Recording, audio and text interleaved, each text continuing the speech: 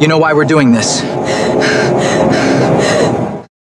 I was forced to marry the most feared man in the Mafia. He never had to hurt me to scare me. The calm way he looked at me was enough, as if he already knew that sooner or later, I'd have nowhere left to run. The more he tried to be good to me, the more suspicious I became. The more he tried to seduce me, the more I feared what lay behind that mask. I wanted to escape. I wanted to take back my freedom before it was too late. But when I found out the truth about my marriage, everything changed. And the moment I was finally free to leave, I realized it wasn't freedom I wanted anymore. That's when I knew I was already lost.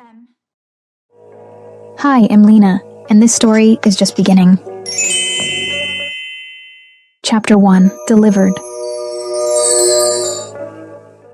The dress hung on the bedroom door like a sentence, white, long, with a veil someone had folded with surgical care, someone I didn't know, chosen by people I'd never met, paid for with money that wasn't mine. I stood there staring at it for too long, as if waiting would make the fabric disappear and take everything it meant along with it. My father was downstairs. My mother was in bed, door closed, oxygen running. Nobody came up to help me get dressed. Nobody asked if I wanted a bouquet, different shoes, one more minute. The dress was beautiful. I'd give it that. A cold, impersonal kind of beauty. The kind of garment that wasn't made to please the one wearing it, but to impress the ones watching. I pulled the dress on by myself, hands shaking on the buttons at the back, and thought about what my father had said 2 weeks before. He'd shown up in the kitchen on a Sunday night, hollow-eyed and wearing a wrinkled suit like someone who hadn't slept in days. He sat down at the table without taking off his coat and stayed quiet until I turned off the stove and sat across from him. Dominic Ashford, my father, a Cleveland merchant, the man who disappeared for weeks and came back with shorter and shorter excuses, looked at me with an expression I'd never seen on his face. It wasn't shame. It was something worse. It was the face of someone who had already decided. "I owe money," he said, "to people who don't forgive debts." I remember leaning back against the chair and feeling the cold plastic through my shirt. I remember asking, "How much?" and him shaking his head as if the amount were irrelevant. I remember thinking about my mother in the next room, hooked up to a machine that cost more than we could afford, and feeling the weight of the world squeeze my chest with both hands. "There's a family in Chicago," he went on, without looking at me. "The Caradeos. The son took over. He agreed to forgive everything, but there's a condition." I knew before he finished. I knew from the way he couldn't lift his eyes, from the way his hands clenched on the table, from the silence that hung between one sentence and the next, as if he were giving me time to put the pieces together on my own. "He wants to get married," my father said, "to you." The groom's name was Caspian Caradeo. I didn't know the face, didn't know the age, didn't know anything beyond the last name and what it stood for. I looked him up that night, locked in the bathroom with my phone in my hand and my heart beating way too fast. I found almost nothing. A grainy photo in an article about a restaurant in Chicago, a man in a dark suit, half in profile, with a razor-cut jaw, and eyes that gave nothing away, the kind of face that doesn't smile for the camera because it doesn't need to. The article referred to the Caradeo family as entrepreneurs in the hospitality and entertainment sector, which was a polite way of not saying what everyone already knew. I said yes the next day, not because I wanted to, but because I looked at my mother's bedroom door and saw no other way out. And now here I was in Cleveland, wearing the white dress of a bride who hadn't chosen a thing. Not the dress, not the altar, not the man, trying to fasten the last button at my back with numb fingers. When I finally managed, I looked in the mirror and didn't recognize the woman standing there. She looked calm. I wasn't. The ceremony was in Cleveland, at a hotel downtown I'd never set foot in, even though I'd walked past it my whole life. Dark stone facade, glass doors with gold trim, the kind of place that screamed old money in every detail. My father drove the 20-minute ride without saying a word, and I spent the whole way staring out the window, counting traffic lights and trying not to think about what was waiting on the other side. 2 men in black suits were waiting at the entrance. Neither smiled. One of them opened the car door for me and said, "This way," with the same tone as someone announcing the next subway stop. The room was small for a wedding. No flowers, no music, no decor beyond a mahogany table with papers and pens. On the groom's side, 6 men lined up against the wall, dark suits, closed-off expressions, the kind of presence that makes the air feel heavier. On my side, nobody. My father stayed by the door, hands in his pockets, eyes glued to the floor, as if he'd already done his part. An elegant man with silver hair combed back, and eyes that seemed to appraise every person in the room, as if calculating their market value conducted the proceedings. Thibaut Moreau. I found out later he was the family's counselor, the conciliere, the only man who had permission to disagree with the boss. At that moment, he was reading clauses and pointing to where to sign with the emotion of someone going through a grocery list. Name here, initials there, date in the corner. And then Caspian walked in. The entire room changed. It wasn't noise. It was the opposite. The air seemed to rearrange itself around him, as if even the space knew who was in charge. He was taller than the photo suggested, and broader in the shoulders, with the kind of physical presence that makes you take a step back without realizing it. The black suit looked like it had been sewn onto him, not a fold out of place, not a crease that wasn't intentional. On his right hand, a gold ring with an engraved crest. The face was the same as the photo, rigid jaw, dark eyes, a mouth that didn't seem used to smiling, handsome in a way that made my stomach flip, and I told myself it was fear. It was fear. He walked to the table without looking at anyone and stopped beside me. I smelled the cologne before I felt his presence, something woody and expensive that blended with the hotel's scent and filled the space between us like a third person. He looked at me. It wasn't the look of a groom seeing the bride for the first time. It was an inventory look, cold, precise, unhurried. His eyes traveled from my face to the dress, and back to my face, and I had the horrible feeling that he was checking whether the merchandise matched the negotiation. I wanted to say something, anything to break that silence, and hand me back a piece of control, but my mouth was dry, and the words refused to come out, and he'd already turned his attention back to Thibault, who was pointing at something in the documents. The ceremony lasted 11 minutes. I counted. Thibault read the essentials,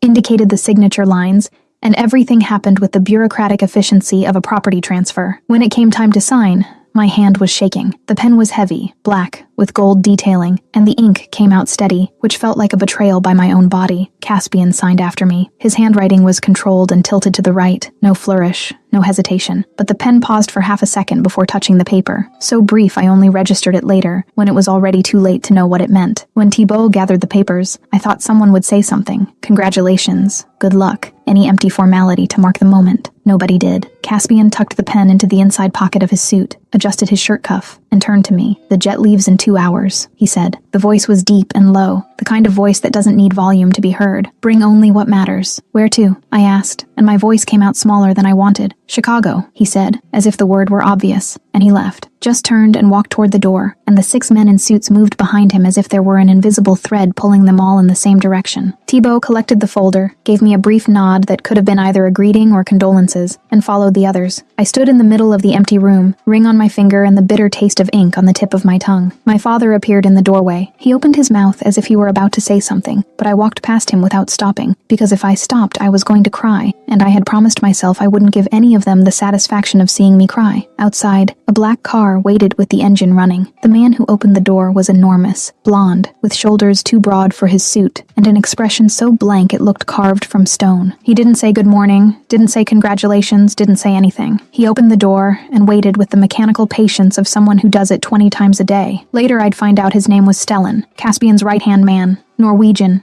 ex-military, and 10 words a day was his generous limit. Inside the car, I clutched my bag against my chest and looked out the window as Cleveland passed by. The same streets I knew by heart, the same buildings as always, but seen from inside a car that didn't belong to that world. It was strange seeing my city like that, through the tinted glass of a sedan that cost more than the house I grew up in, like I was already leaving before I'd left. The car stopped in front of my house. Stellan didn't say anything, just opened the door and waited. I ran upstairs, shoved everything that fit into the small suitcase, and stopped at my mother's bedroom door. The oxygen hissed softly, and she was sleeping with her face turned toward the window. I wanted to go in, wanted to wake her, wanted to tell her I was leaving and might not be back anytime soon. But if I went in, I wouldn't be able to walk out. So I pressed my forehead against the door, said, "I love you," quietly enough not to wake her, and went downstairs with the suitcase bumping against the steps. The jet was another thing I wasn't ready to process. White, with a gold stripe along the side and the family crest on the tail, a wolf over 2 crossed swords. Inside, beige leather seats, dark wood tables, and the kind of silence that only exists in places where money has bought even the absence of noise. I picked the seat farthest from the entrance, and sat by the window, hoping the distance would give me some illusion of control. It didn't. Caspian walked in, scanned the entire cabin with that efficient way he had of calculating exits and threats in under 2 seconds, and sat next to me, not in the front seat, not in the back. Next to me, as if every other empty seat on the jet didn't exist. I froze. He must have noticed, because he stayed silent for almost a full minute, which, in that tiny space between us, felt like an eternity. Then he said, without looking at me, "There's food if you want, and the blanket is in the compartment on the right." I blinked. Of everything I'd expected to hear from the man I'd just been forced to marry, orders,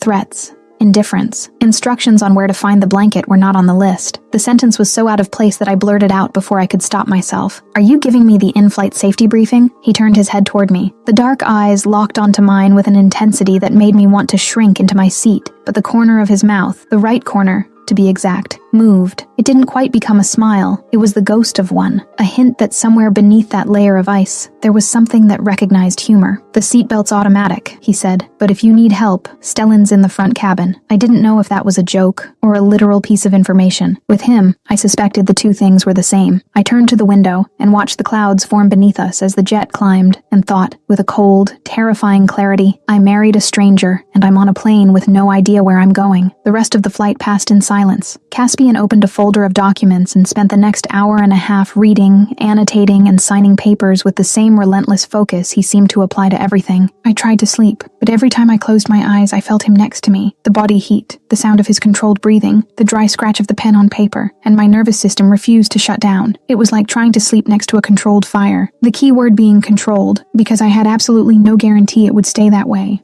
When the jet landed, the sun had already disappeared behind the buildings, and the Chicago sky was a smear of orange and gray along the horizon. Stellan opened the door with the same silent efficiency he brought to everything, and the cold night air swept into the cabin like a warning. Another black car waited on the tarmac. I climbed down the stairs holding the dress with one hand and my bag with the other, and looked around trying to spot anything that would tell me where I was. City lights in the distance, a private airport with more guards than employees, and ahead, a dark road lined with trees that hid whatever lay at the end. Inside the car, I watched through the window as Chicago passed in blurs of concrete and light. I didn't know the city. I didn't know the man I'd just married. I didn't know where I was going. The only thought looping in my head, like a scratched record, was, what have I done? The drive took 20 minutes. When the car stopped, I lowered the window and saw the mansion. It wasn't a house. It was a statement. Dark stone, 3 stories, tall windows with golden light slipping through the curtains, and a columned entrance that looked like it had been stolen from some European palace and replanted on the outskirts of Chicago. The garden was immaculate, hedges trimmed with geometric precision, a stone path lit by low lanterns, and in the background, the silhouette of a fountain I couldn't quite make out in the dark. Caspian got out of the car without waiting for Stellan to open the door. He adjusted his suit, looked at the mansion the way someone checks that everything's in place, and then turned to me. He held out his hand. I looked at that hand, large, the signet ring gleaming under the lantern light, and for a second, I considered not taking it, but my legs were numb from the flight, and the dress's heels were a death trap, so I placed my hand in his and let him help me out. His fingers closed around mine with a firmness that was neither gentle nor rough. It was automatic, as if holding things with excessive care were a reflex he couldn't turn off. He let go the second I was on my feet, and the absence of his touch was so abrupt I almost felt cold. Inside, the mansion was everything I expected and feared at the same time. High ceilings, dark marble floors, a wide staircase that split into 2 at the top like open wings. Everything was too clean, too quiet, too big for a family that, from what I'd seen so far, amounted to a man of few words and a Norwegian who spoke none. Caspian stopped at the foot of the stairs and turned to me. "Your room is on the 2nd floor. East wing," he said. "Stellan will show you the way." "My room," I repeated, and it wasn't a question. He tilted his head, as if the repetition were unnecessary. "Your room," he confirmed. "Do you need anything?" I almost laughed. Almost. Because the list of things I needed at that moment started with my life back, and ended with an explanation of what's going on, and neither one fit into a polite answer. So I said, "No." He nodded once, and went up the stairs without looking back. I stood in the hall, with Stellan waiting beside me in silence, and followed him when I realized standing there wasn't going to change anything. The room was the size of the entire apartment I lived in back in Cleveland. Huge bed, heavy curtains, a window overlooking the lit-up garden below. Stellan opened the door, turned on the light, and left without a word. I walked in, closed the door behind me, and then I saw 4 men, outside, positioned in the hallway like statues in suits. 2 on each side of the door, armed. I saw the guns before I closed the door, the bulk under their jackets, the rigid posture of men who know how to use them. My heart hammered in my chest, and I turned the key in the lock with trembling hands, pressed my back against the door, and slid down to the floor. 4 guards outside my bedroom door. I didn't know if they were there to protect me or to keep me from leaving. And that night, sitting on the cold floor of a room that wasn't mine, in a city I didn't know, married to a man whose name I could barely pronounce, I realized that maybe the difference between the two didn't matter. The result was the same. Chapter 2. The Monster Who Sends Flowers. I woke up disoriented, sunlight slipping through a gap in the curtain and hitting my face like a badly aimed spotlight. For 3 seconds, I thought I was in Cleveland, in my cramped bedroom, with the sound of traffic and the smell of coffee my mother used to make before I left for work. Then I opened my eyes for real, and saw the high ceiling, the enormous bed, and the curtains in a shade of gray that seemed to have been chosen by someone who thought color was a sign of weakness. I sat up and looked around. The room was still silent, with that aggressive hotel-grade cleanliness where everything looks untouched, because nobody actually lives there. My suitcase was in the corner, small, beat up, holding 3 changes of clothes and 2 books. Next to the suitcase, a door I hadn't noticed the night before. It was a closet, and not just any closet, the kind that has more space than my mother's living room, with built-in lighting and dark wood shelves from floor to ceiling. And it was full. Dresses, blouses, skirts, shoes, all organized by color with the reverent care of someone curating a museum exhibit. I pulled out the first dress, navy blue, fabric that slipped between my fingers like water, and it looked like it was made for a woman who was 5'11". I'm 5'4". I held it up against my body, and the dress cleared my feet by a generous margin, dragging on the floor like a makeshift train. The second, same problem. The third was a white silk blouse that hit my thigh like a dress. The shoes were 2 sizes too big. I slid my foot into a black stiletto and it wobbled like a boat. I took it off, put it back, and stared at that entire closet of wrong clothes. He'd bought a full wardrobe without getting a single piece right. I didn't know if it was carelessness, or if Caspian Caradillo thought he'd married a volleyball player. I wore the silk blouse as a dress, because it was that or the wedding gown, and went downstairs. I followed the smell of coffee to what I assumed was the kitchen. Wrong. It was the dining room. Table set for 30, with china plates, silver cutlery, napkins folded into fans, and juice pitchers lined up end to end. For 30 people. The room was empty. I sat at the head because it didn't matter, and a woman in a uniform appeared, placed a cup of coffee in front of me without saying good morning, and disappeared. I drank the coffee staring at the 29 empty seats, and thought it might have been the loneliest meal of my life. After coffee, I went back upstairs. The 4 guards were still at the door, in the same position, as if they hadn't moved a millimeter the entire night. 2 on each side, hands clasped in front of their bodies, expressions like cinder blocks. I looked at them, they looked at me, and nobody said a thing. I went into the room and sat on the bed. Reality crashed down on me with the weight of a piano. I was in a mansion in Chicago, married to a man I didn't know, surrounded by armed men, wearing a blouse that wasn't mine, in a room that wasn't mine, and nobody had told me what I could or couldn't do, whether I was a wife or a prisoner, or something in between that didn't have a name yet. I grabbed my phone and called Delphine. Delphine Brossard was my best friend since college, a French woman from Lyon who came to the States to study enology, stayed, and now worked as a sommelier at a restaurant in downtown Chicago. She spoke her mind, drank wine like it was water, sent 6-minute voice messages at 3 in the morning, and was the only person in the world who could make me laugh when I didn't want to. I hadn't told her anything. I didn't have time, didn't have the nerve, and part of me felt like if I said it out loud, the situation would become real in a way I wasn't ready to accept.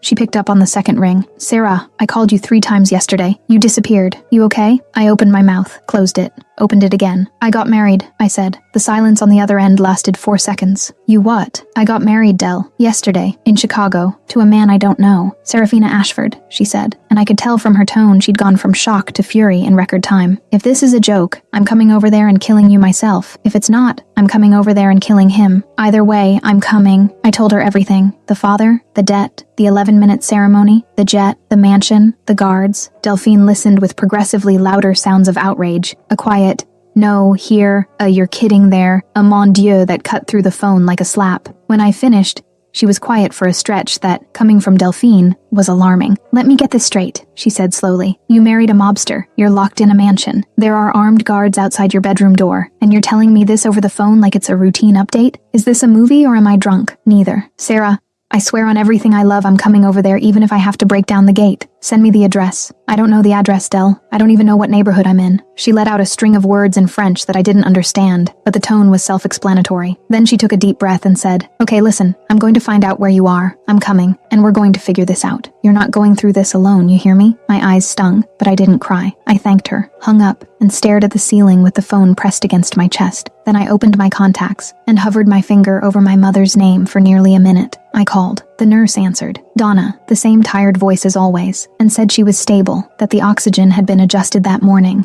and that she'd been asking about me. "Tell her I'm fine," I said. "Tell her I'm in Chicago, working." The lie came out smooth, because it was the kind of lie I already knew how to tell before I got there. The rest of the day passed with the slowness of a broken clock. I paced the room, tried to read, gave up. Tried again, gave up again. I didn't see Caspian, didn't see Stellan, didn't see anyone except the woman in the uniform who appeared at lunchtime with a tray and left with the same ghostly efficiency. In the middle of the afternoon, someone knocked on the door. I opened it expecting the tray and came face to face with a flower arrangement the size of a shrub.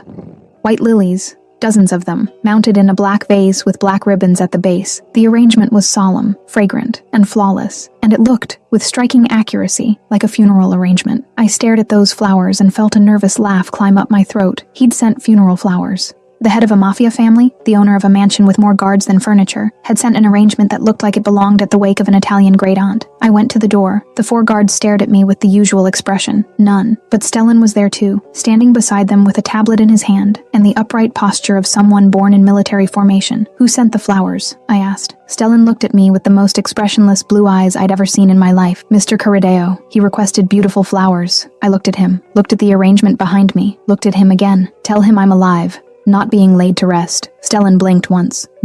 The Norwegian equivalent of a belly laugh. "I'll pass that along," he said, and walked down the hallway with the tablet under his arm. I closed the door, leaned against it, and let the laugh out. Short, nervous, a little hysterical. But it was the first time I'd laughed since Cleveland, and for a second the knot in my chest loosened. Night fell, and I lay in the too big bed, staring at the too high ceiling, thinking about too many things. I fell asleep after midnight. I dreamed about my father, about the ceremony, about Caspian standing next to me without smiling.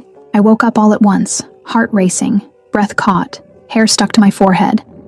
I sat up in bed and reached for the nightstand. My hand touched a glass. There was a glass of water there.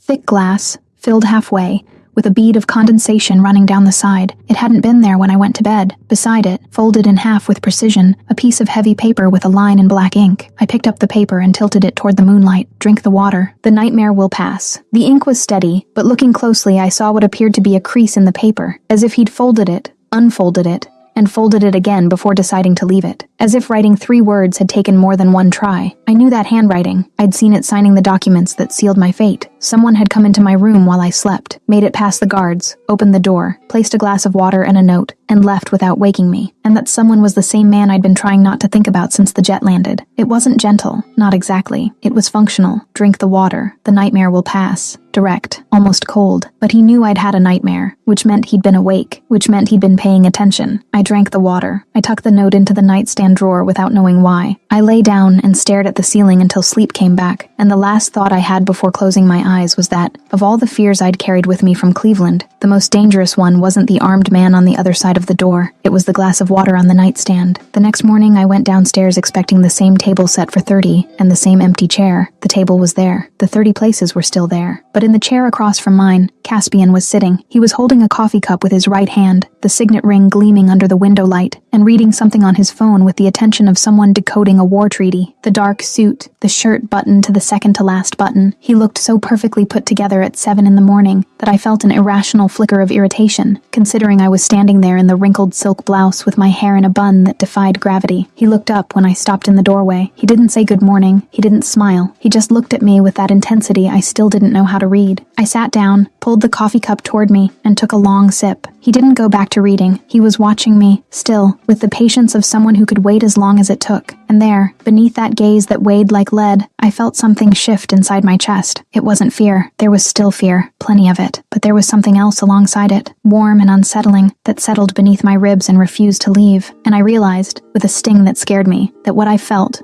wasn't just fear. Chapter 3. The Close.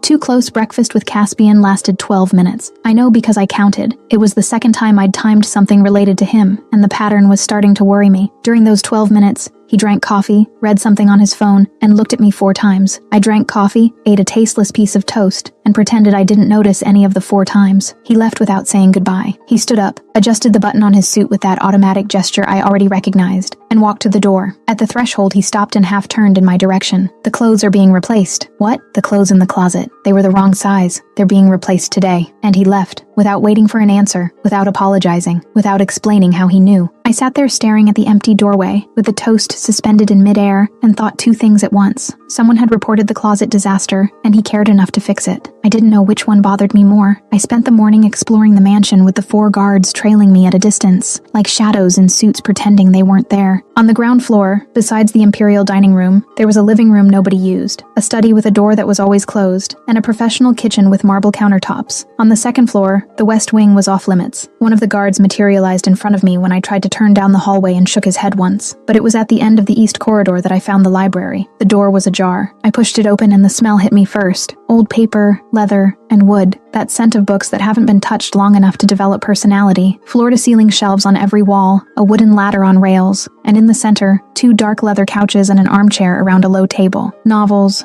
essays, philosophy, history, all mixed together with no order, as if someone had bought an entire bookstore and dumped it onto the shelves without bothering to organize. Nobody used that library. I could tell by the uniform dust and the untouched position of the volumes, so I did the only thing I knew how to do when the world didn't make sense. I started organizing. I spent the following days in that room. I pulled books off the shelves, sorted them by year of publication, wiped down the spines, and built stacks on the floor, on the couch, on every available surface. There, in the middle of that organized chaos, I was myself again, not the purchased wife, not the prisoner of the East Wing. I was Seraphina Ashford, librarian from Cleveland, doing the one thing I'd always known how to do right. One evening, I was sitting on the floor with books stacked around me like paper fortress walls, glasses crooked and the messiest bun in the history of buns, when I felt someone at the door. Caspian was leaning against the doorframe, arms crossed, in the dark suit and the unreadable expression. But something was different. He wasn't passing through. He was standing with his body turned toward me, and his eyes moving across the room with a slowness that made me realize he'd been there longer than I thought. I froze, sitting on the floor, surrounded by books, looking like someone who'd lost a fight against a bookshelf. He looked at the stacks, at my system, at the book in my hand. Then he looked at me. By genre or by author? The voice was low, unhurried. By year of publication, I said, and my voice came out steadier than I expected. He considered that for a moment. Interesting, he said, and left. I sat there with my heart beating double time, and the book pressed against my chest, staring at the empty doorframe. One word. He said one word, and my body reacted as if it had heard a declaration.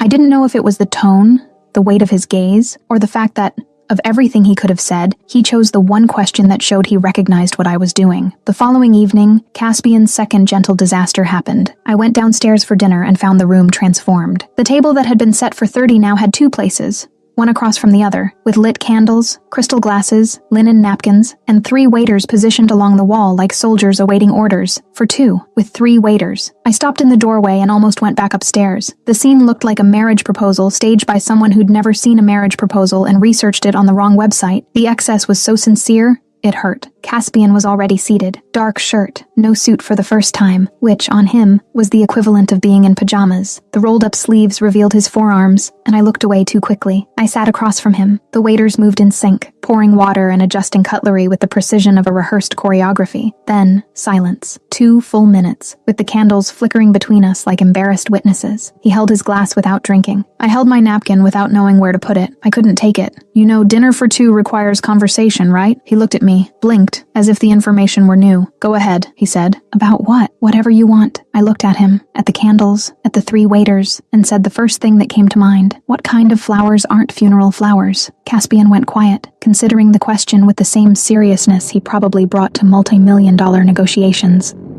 In the back of the room, Stellan, leaning against the wall with his hands behind his back, almost, smiled. The corner of his mouth moved 1 millimeter before returning to its original position. I understood in that instant that Stellan saw everything, understood everything, and was entertained by everything, but would rather die than show it. The next morning, a small vase of white and yellow daisies appeared on the breakfast table. No black ribbon, no funeral overtones. I looked at the flowers and felt something tighten in my chest that wasn't fear. 2 days later, Delphine showed up. I was in the library when Stellan opened the door and said, in the flattest voice in the world, "Visitor." Delphine came in behind him like a hurricane of brown hair, red scarf, and French outrage. She looked at the library with wide eyes, then at me, then at the library again. "Sarah, this place is bigger than my entire apartment, the entire building, including the parking garage." She hugged me so hard my ribs protested, then held me by the shoulders and examined me head to toe. When she spotted the built-in wine cabinet in the corner of the room, she pulled out a bottle, checked the label, and her eyes went wide. "That's a 2010 Barolo tossed on a shelf like it's a decoration. I hate him on principle, but the wine collection offends and delights me at the same time." We went upstairs. In the hallway, Delphine crossed paths with Stellan coming from the opposite direction. She stopped, looked him up and down, which took effort, given he was nearly 6'6", and turned to me with her hand on her chest. "My God, even the bodyguards are gorgeous here." Stellan walked straight past without changing his pace or his expression. I grabbed Delphine by the arm before she could make any comments in French. In the room, sitting on the bed, she lowered her voice. "Is he horrible?" I thought about the note, The glass of water, the question about the books, the daisies. I thought about the guards, the locked door, the gaze that made me want to step back and lean forward at the same time. He sent a funeral arrangement on the first day. Delphine nearly spit out the wine she'd brought up from downstairs. A funeral arrangement? Was he trying to kill you or date you? I couldn't answer, and the fact that I couldn't scared me more than any answer would have. Delphine left in the late afternoon with a promise to come back and a threat to bring reinforcements. I watched her leave from the bedroom window and felt the loneliness return before the car disappeared through the gate. That night, the air turned cold without warning, the kind of Chicago cold that seeps into your bones without asking permission. I stepped out onto the second-floor balcony to look at the city, arms crossed, trying to absorb something that wasn't the walls of that mansion. Chicago's lights glowed in the distance like an earthbound constellation, and the wind carried a smell of rain that reminded me of Cleveland in a way that squeezed my chest. I felt his presence before I heard the footsteps. Caspian appeared beside me without a word. I didn't turn. I didn't need to. The scent of wood and whiskey arrived before he did, and the air around me shifted the way I already knew it would, growing thicker, heavier, as if the balcony had shrunk. He stood still for a few seconds, looking at the same city I was looking at, and then did something I didn't expect. He took off his jacket and placed it on my shoulders, without asking, without warning, without touching any part of me besides the fabric. The warmth of his body was still in the lining, and it hit me all at once, along with the cologne, which was now on me, around me, so close I could feel every note, as if he himself were wrapping around me. The air left my lungs, and I stood there with my arms crossed and my heart beating at a rhythm that had nothing to do with the cold. He didn't touch me. He stayed there beside me, hands in his pockets, face turned toward the city lights. The distance between our shoulders was only a few inches, too close to be accidental, too far to be an invitation. The wind hit my face and brought his warmth with it, and I thought that, of all the dangerous things I'd faced since Cleveland, the most dangerous was that space between our bodies. "You're not the monster I thought you were," I said, and the words came out before I could hold them back. Caspian didn't answer right away. His jaw shifted once, as if he were chewing on the sentence, testing its weight. Then he said, his voice low enough that the wind almost carried it away, "Maybe I am, just not with you." The sentence hung between us, too heavy for the wind to carry. He gripped the balcony railing with one hand, and I saw his knuckles go white, a tiny crack in that perfect control he wore like a second suit. It lasted 2 seconds, then his fingers relaxed, the posture returned, and the moment passed so quickly, I almost thought I'd imagined it. I turned my face and looked at him, at the hard profile cut against the city lights, at the tense line of his jaw, at the dark eyes that weren't looking back at me, but that I knew were aware of my every move. He had just told me he was dangerous, that the monster existed, that I was the exception, and the part of my brain that should have felt fear, the logical, rational part from Cleveland, went silent. I didn't give the jacket back. In the middle of the night, I went downstairs for water. The kitchen was nearly dark, with a single low light above the counter, and Caspian was there, standing, leaning against the counter, sleeves rolled up, glass of whiskey in hand. No suit, no armor. His shoulders were lower, his jaw more relaxed, and the dim light softened the hard lines of his face. He looked tired, not the kind that sleep fixes, but the kind that comes from carrying heavy things for too long. He looked up when I stopped in the doorway. I was in a t-shirt and sweatpants, hair down, barefoot. The kitchen was enormous, but the second his eyes met mine, the space shrank. "Can't sleep?" he asked, his voice lower than usual. "No." I walked in slowly, as if moving too fast would break something fragile. "You? I never can." The sentence lingered in the air, simple and heavy. I went to the sink, grabbed a glass, and filled it with water, feeling his gaze on my back like physical pressure. When I turned around, he hadn't moved. I should have gone back upstairs. I should have said goodnight and gone back to the room, but my feet didn't obey. I stayed there, leaning against the opposite counter, glass in both hands, and his jacket still on my shoulders, because I hadn't given it back, and he hadn't asked for it. The air between us was thick with something neither of us named, and every passing second made it harder to pretend it didn't exist. When I went back upstairs, I pressed my forehead against the bedroom door and closed my eyes. The jacket was still on my shoulders, and I didn't take it off. I stood there, breathing in the scent of wood and whiskey, and thought that I was in danger, but not the kind I'd assumed. The danger was the warmth beneath my ribs that appeared when he was near, the difficulty breathing that had nothing to do with fear, the urge to stay when everything told me to run. I was thinking about him before I fell asleep, and the fear was turning into something else. Chapter 4. The Truth That Burns.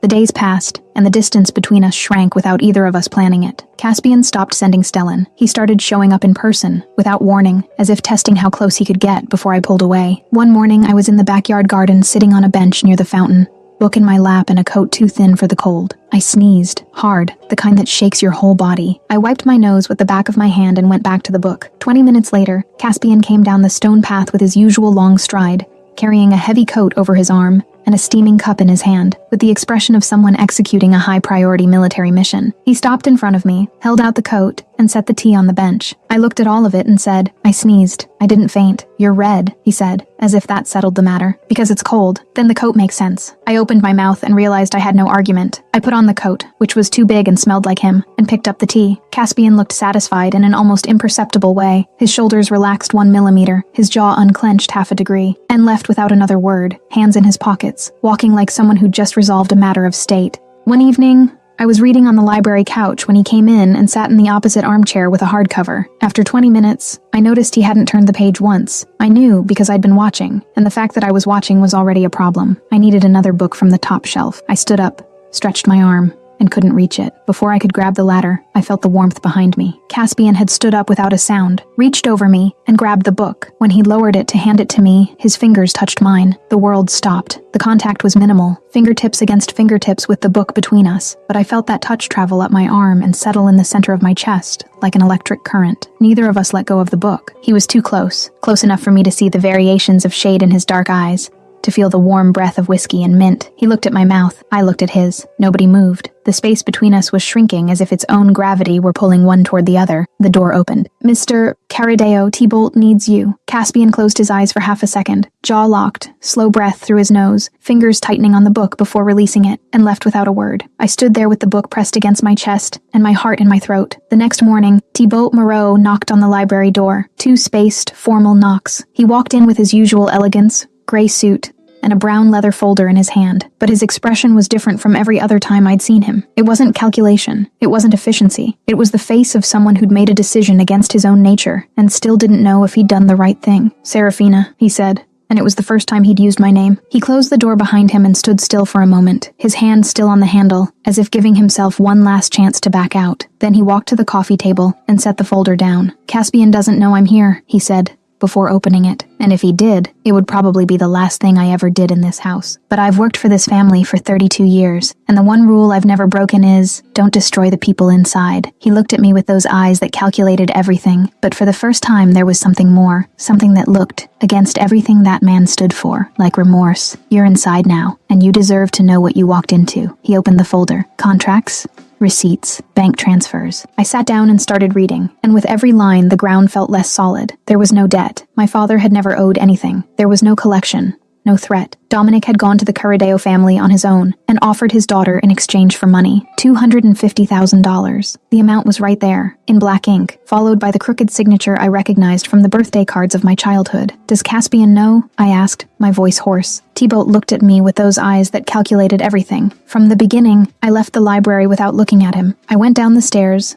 turned down hallways, and found Caspian in the study, standing back to the door. When I walked in, he turned and I saw on his face the exact moment he understood. His eyes went from the documents in my hand to my face, and something in his expression shifted. The face of someone who'd been expecting this moment for weeks and knew he had no defense. I was shaking with rage. You knew, I said, and the words came out sharp. This whole time, you knew my father sold me, and you married me anyway. Why? Because I saw you, he said, his voice low, almost raw. 6 months ago, at a party, you were laughing and I had never seen anyone laugh like that. The sentence hit me dead center, but not the way he expected. What party? I asked, and the anger in my voice gained a new layer, colder. I've never been to a party in Chicago. I lived in Cleveland, worked at a library, and went out with my friend for cheap wine downtown. At what point in my life would I have been at a party where someone like you was? Caspian held my gaze without blinking. The charity gala for your father's foundation. November. He needed a presentable daughter to convince investors he was a family man. You spent the whole night in a corner by the bar, laughing with a woman in a red scarf, and left before midnight. The floor vanished. My father's foundation, the front organization he claimed was philanthropic, and that I'd never questioned. I had been at that event. Delphine had come with me because I hated going alone. I remembered the borrowed dress, the terrible canapes, leaving early because I couldn't stand smiling at strangers anymore. And somewhere in that room, Caspian Carideo had been watching me. So you saw me once, 6 months ago, and decided you wanted me, I said slowly, testing the weight of the sentence. And when my father showed up offering his daughter, you found it convenient. I didn't find it convenient. I found it inevitable. His jaw tightened. And if I hadn't accepted, he would have offered you to someone else. So you bought me. I took you from a man who was selling you. That doesn't change the fact that you took part. No, it doesn't. He didn't defend himself, didn't justify, didn't explain. He accepted it. And that acceptance disarmed me in a way no apology ever could have, because it gave me nothing to fight against. I went upstairs, locked the door, and cried. For the first time since Cleveland, not out of fear, but out of betrayal. The father I thought I was protecting had turned his own daughter into a bank transaction, and Caspian had known from the start, while he brought tea when I sneezed and wrote notes when I had nightmares. I cried until my eyes burned. For the daughter who thought she was being brave and was being sold. For the mother in Cleveland who didn't know a thing, who I called every other day and told I was fine, that Chicago was beautiful, that the new job was good, while on the other end the oxygen hissed, and her voice grew thinner every week. If she knew her husband had sold their daughter to pay for what wasn't even a debt, the machine keeping her lungs working wouldn't be enough. And I cried because despite everything, despite the lie, the deal, every document in that folder, I didn't want to leave. And that was what hurt the most. I didn't leave the room the next day, or the day after. Sometimes I heard footsteps stop on the other side of the door, heavy, lingering, the kind that belonged to a large man who doesn't know what to do with his hands, and then move away without knocking. On the third day, I woke up and saw a white envelope under the door. The firm, right slanting handwriting on the front told me who it was from before I opened it. I sat on the bed and stared at it for a long time, because some part of me knew that whatever was inside was going to change everything again. Chapter 5. Choices. I opened the envelope with hands still numb from 2 days without leaving the bed. Inside, 3 things. A passport, mine, which I didn't know he had, a black credit card with no limit printed on the back, and a plane ticket. Open-ended, no destination, no date, no restrictions. A ticket to anywhere in the world, no note, no explanation, not a single line of that slanted handwriting I already knew by heart. But the message was clear. I could leave, and he wouldn't stop me. I sat on the bed with the 3 items in my lap, staring at the ticket as if it were about to explode in my hands. Freedom. That was what I'd wanted since Cleveland, since the dress hanging on the door, since the 11 minutes that sealed my life in a room without flowers. To leave, to go back to my mother, to my apartment, to the public library where the books stayed in the right place, and nobody looked at me, as if I were the most dangerous and necessary thing in the world at the same time. So why weren't my hands moving? I turned the passport between my fingers. My photo stared back at me with that neutral document face, brown eyes, hair pulled back, the expression of someone who didn't yet know what was coming. The photo had been taken in Cleveland, at a notary near the library, on a Tuesday afternoon I remembered because afterward I went for coffee with Delphine, and she complained for 40 minutes about a customer who'd sent back a Pinot Noir because he found it too sour. It felt like another life. It felt like another person. I grabbed my phone and called Delphine. She picked up on the first ring, as if she'd been waiting. Sarah, I called 6 times yesterday. If you hadn't picked up today, I was going over there with the police, the fire department, and a priest, because one of those 3 was going to be necessary. Del, I said, and my voice came out broken in a way that made her go quiet instantly. I told her everything. The folder, the documents,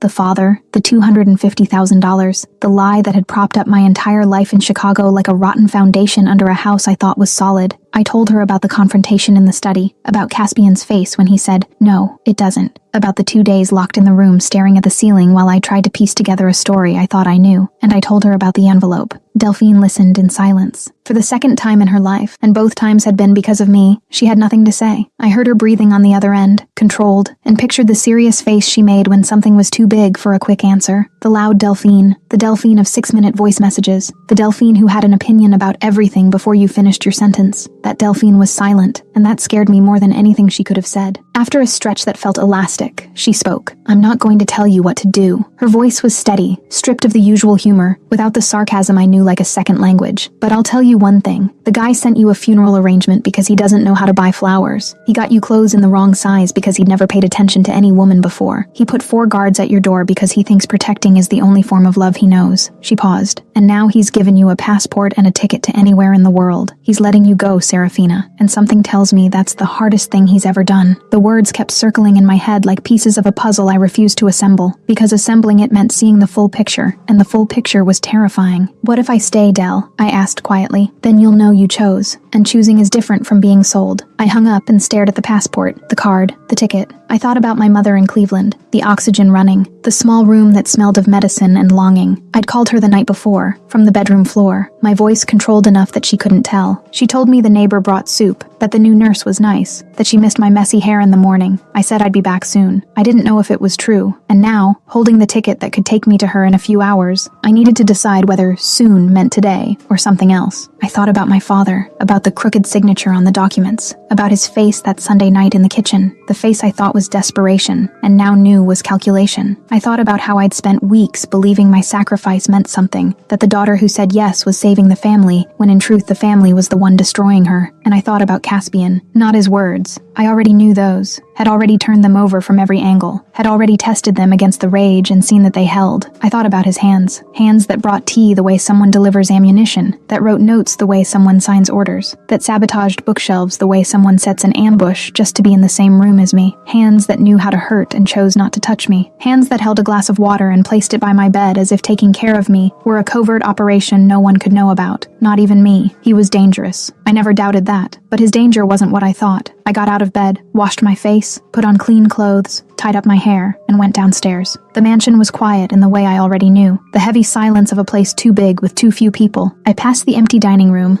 the hallway of dark paintings, and stopped in front of the study. The door was closed. I took a deep breath, felt my heart pounding too loud against my ribs, and knocked. Nobody answered. I opened it. Caspian was standing back to the door, looking through the window that faced the garden. The morning light came through the open curtains and outlined his silhouette against the glass. Broad shoulders, rigid posture, hands clasped behind his back with fingers laced and squeezed with the force of someone holding on to something that threatened to slip away. He didn't turn when I walked in, but I saw his body react. His shoulders rose half a centimeter. His breathing changed rhythm. He knew I was there, and he was waiting. I looked at his back and understood. The envelope wasn't a calculated move, wasn't a strategy, wasn't another play by the head of the Caradeo family. It was a surrender. Instead of justifying himself, instead of arguing, instead of using the power he had to keep me there, and he had it, we both knew he had it, he'd opened the door. He gave me the way out that nobody ever had. Not my father, not life, not the circumstances that had dragged me from Cleveland to Chicago. The only person who offered me a real choice was the man everyone thought took choices away. "Why did you give me the ticket?" I asked. He didn't turn around. "Because you're not a prisoner, and if I leave." The question hung in the air. I saw his shoulders rise with a slow breath, saw his fingers tighten once before relaxing, and when he answered, his voice came out lower than I'd ever heard it. Hoarse, restrained, carrying the weight of something he'd been holding longer than I'd imagined. "Then I'll know I did the right thing at least once." He turned around, and his eyes were different. They weren't cold, weren't calculating, didn't have that layer of control I recognized as Caspian Caradio's standard armor. They were vulnerable, open in a way that made me hold my breath, because that was the face he didn't show anyone. The face beneath the boss, beneath the suit, beneath the signet ring, and the last name that made people back away. The face of a man who had watched his father die at a family dinner, who took over an empire the same day, who controlled everything around him because he believed constant vigilance was the price of survival, and who was now standing in front of a woman from Cleveland with his eyes open and his hands empty, waiting for her to leave. I took the ticket out of my pocket and placed it on his desk. "I'm not leaving." He didn't move. His jaw tightened, and his eyes studied me with an intensity I felt on my skin, as if he were searching for the lie, testing the sentence, checking whether I knew what I was saying. Why? Because for the first time,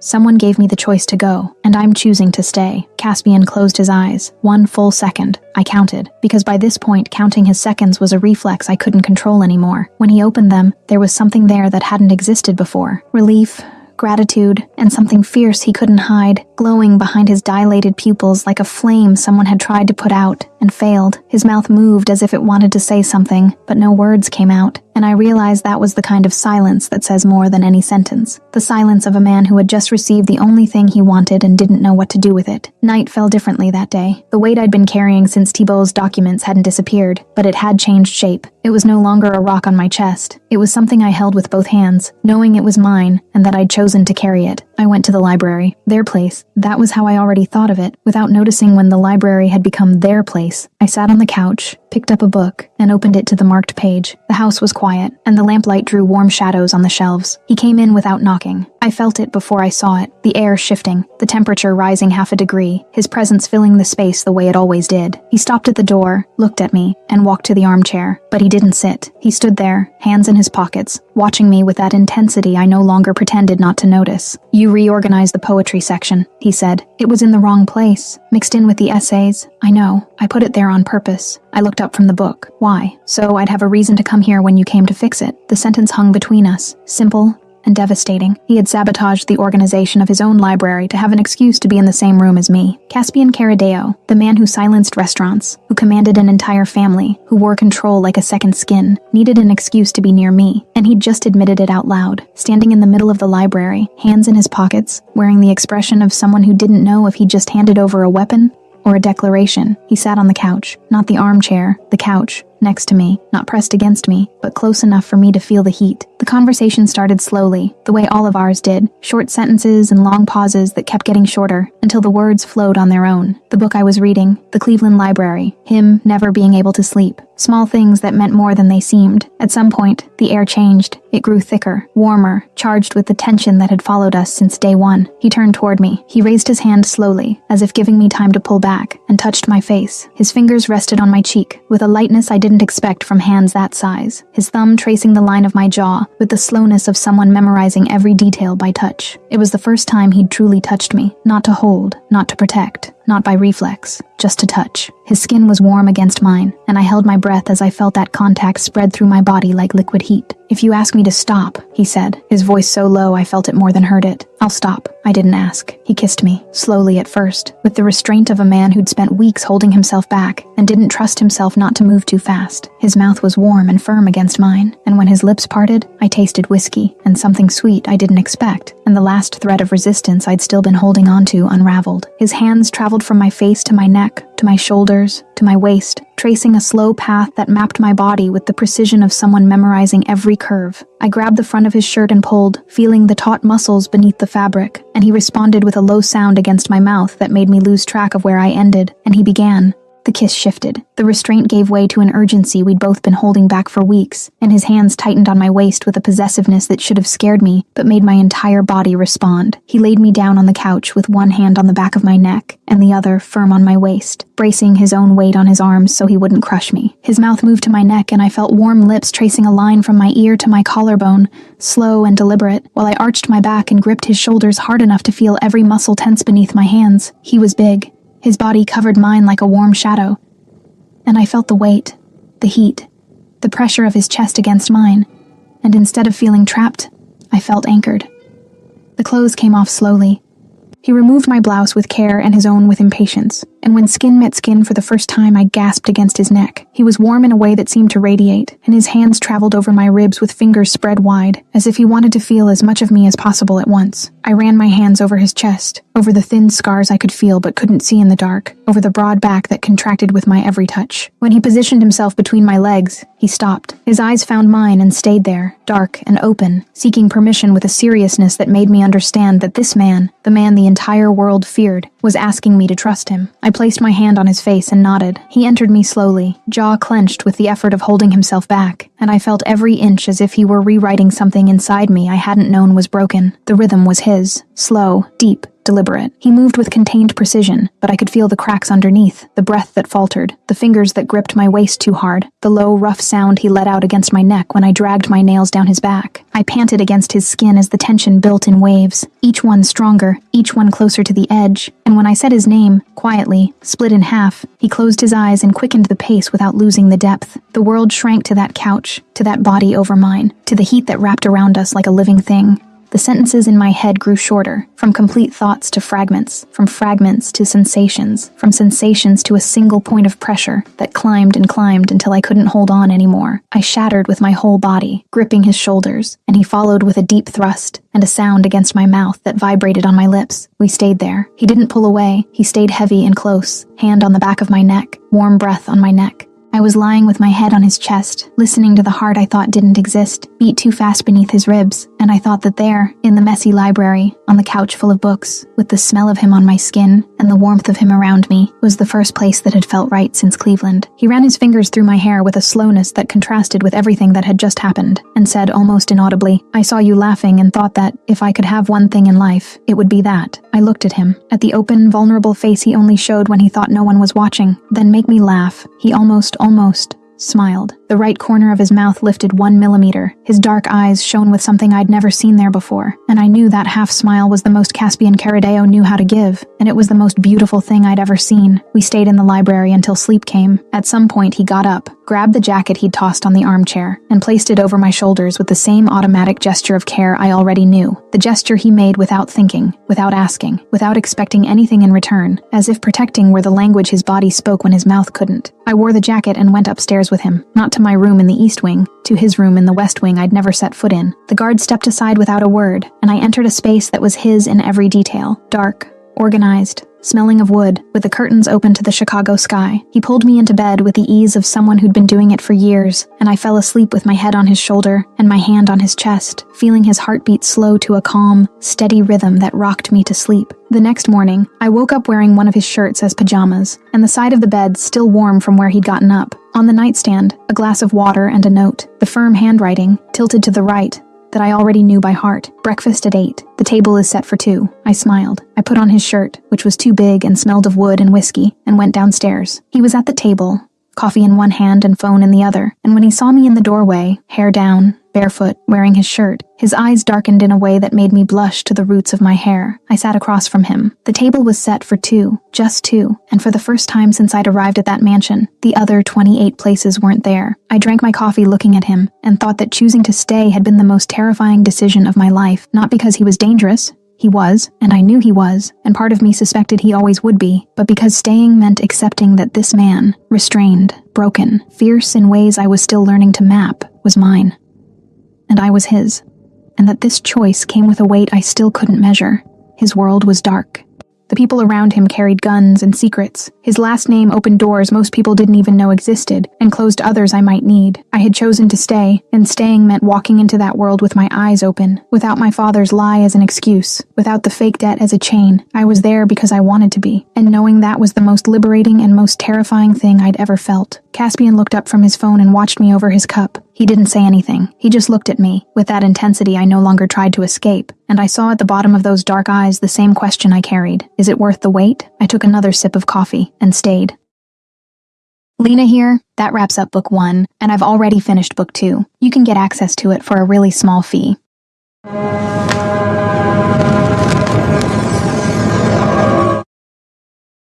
I thought the worst had already happened the day they forced me to marry Caspian Carideo. How naive. The real hell began the day I could have left, and chose to stay. That was the exact moment the weight of the name came crashing down on me like a sentence. The rules, the alliances, the secrets that bleed, and the brutal realization that loving a man like him doesn't have a price, it has a cost. From a hostage, I became the boss's wife, and suddenly, the whole world seemed eager to remind me that I was never supposed to occupy that place. First came the stares, then the whispers, until someone had the nerve to say it out loud, looking right at me. The only question now is who's going to pull the trigger. Nobody laughed, and right then I understood I wasn't getting out alive. As you can see, that was just a little taste of book 2. To watch the full uncensored version, just click the first link in the pinned comment. I'll see you on the other side in just a few seconds. Just a reminder, click that first link down in the comments, and the complete book 2, ad-free and uninterrupted, will be waiting for you. It's that simple. I'm absolutely loving working on book 2, and since you guys are loving it too, I promise there's more to come. This is where you'll find stories that get even steamier, true dark romance. And because this version is getting so much more spicy, the video wouldn't be well received publicly on YouTube. This private space is where I can really show my true essence, and where I feel free to do my best work for you all. Keep in mind that the channel has been demonetized. So this is a way for me to keep my team together and continue bringing high-quality stories to you. I'll have even more updates for you soon. I'll be waiting for you at that first link in the pinned comment. Unfortunately, many people have been downloading our audio, effectively copying the entire story, and simply reposting it on YouTube. If you want to watch the original story and be the first to receive the next ones, search for My Stories by Lena on YouTube to get the best dark romance content. Remember, the official channel is My Stories by Lena on YouTube. I'll be waiting for you there.